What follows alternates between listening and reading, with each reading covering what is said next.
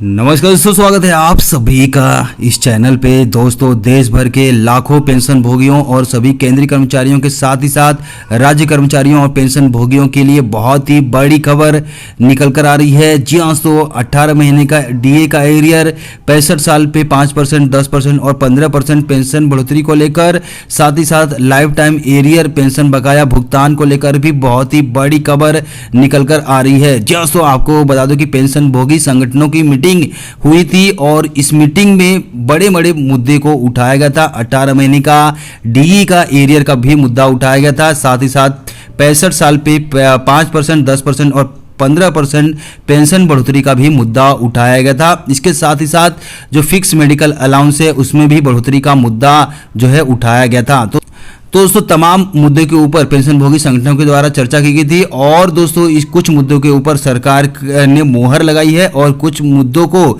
सरकार की तरफ से रिजेक्शन मिला है। तो दोस्तों, कौन कौन मुद्दे थे जिस पे सरकार ने मोहर लगाई है, कौन कौन मुद्दे के ऊपर सरकार ने रिजेक्शन का स्टैंप लगाया है, पूरी जानकारी आपको इस वीडियो के माध्यम से दी जाएगी। उससे पहले आप इस वीडियो को अपनी तरफ से लाइक जरूर कीजिए, क्योंकि आपकी लाइक ही हमारी मेहनत का फल होता है। दोस्तों, आपका समय ना लेते हुए चलिए वीडियो को आगे बढ़ा देते हैं। जी दोस्तों, देखिए, जैसे कि आप अपनी स्क्रीन पे देख पा रहे हो कि 20 मई 2022 को भारत सरकार के पेंशन और पेंशन भोगी कल्याण विभाग की तरफ से विशेष इंपॉर्टेंट सर्कुलर जारी किया गया है। जी हाँ दोस्तों, जैसे कि मैंने पहले ही बताया कि पेंशन भोगी संघों के द्वारा केंद्रीय मंत्री जितेंद्र सिंह के साथ मीटिंग हुई थी और इस मीटिंग में बड़े बड़े मुद्दे को उठाया गया था, जिसमें से पहला बड़ा मुद्दा उठाया गया था कि पेंशन भोगियों की पीरियडिकली हेल्थ चेकअप के बारे में। जी हाँ दोस्तों, बहुत सारे पेंशन भोगी जो उम्र दराज हो जाते हैं, तो ऐसे में दोस्तों उनको मेडिकल हेल्थ चेकअप की जरूरत पड़ती है। तो इसको लेकर पेंशन भोगी संगठनों के द्वारा ये मुद्दा का उठाया गया था कि जो पेंशन भोगी 65 साल के ऊपर हो जाते हैं, तो ऐसे में उनका पीरियडिकली हेल्थ चेकअप किया जाए।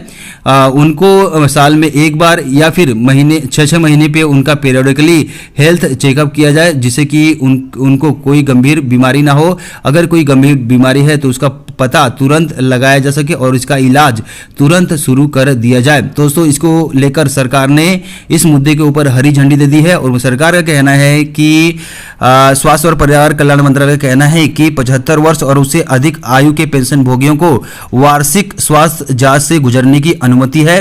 हालांकि ऐसे पेंशन भोगी जो 75 साल से कम आयु के हैं और चिकित्सा जांच के इच्छुक हैं, तो वे भी शीर्षस्थ चिकित्सा अधिकारी के रेफरल पे वार्षिक स्वास्थ्य जांच करवा सकते हैं।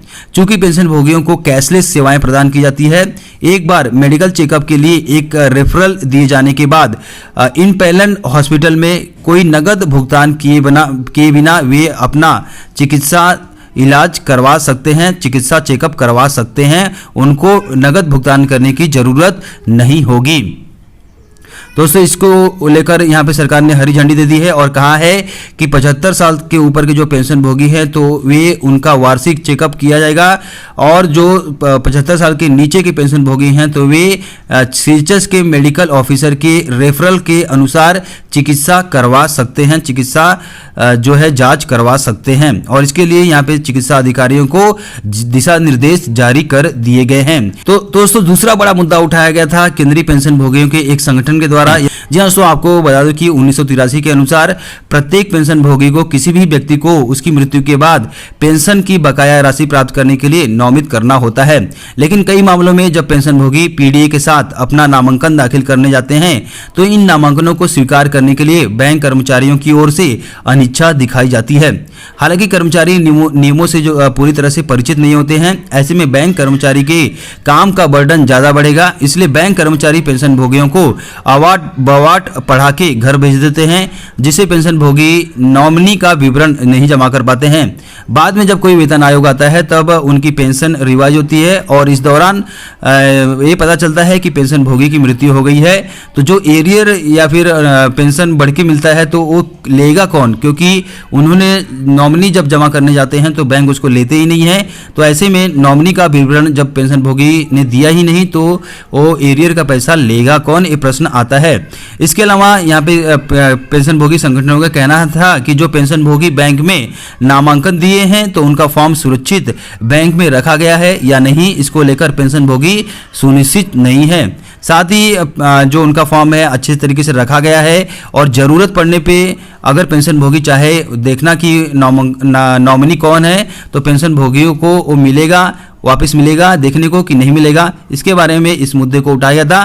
तो दोस्तों इसको लेकर यहाँ पे जितेंद्र सिंह ने कहा कि सभी पेंशन वितरण करने वाले बैंकों को सूचित किया जाता है कि वे पावती के तहत नामांकन स्वीकार करें और अपने सिस्टम में उनका रिकॉर्ड रखें। उन्हें भी यह भी सलाह दी जाती है कि वे सभी पेंशन भोगियों के संबंध में नामांकन की उपलब्धता की समीक्षा करें और पेंशन भोगी को नामांकन जमा करने के लिए कहें। यदि उनके पास उपलब्ध नहीं है तो पेंशन भोगियों को मैसेज करें, फोन करें और नॉमिनी उनसे ले लें।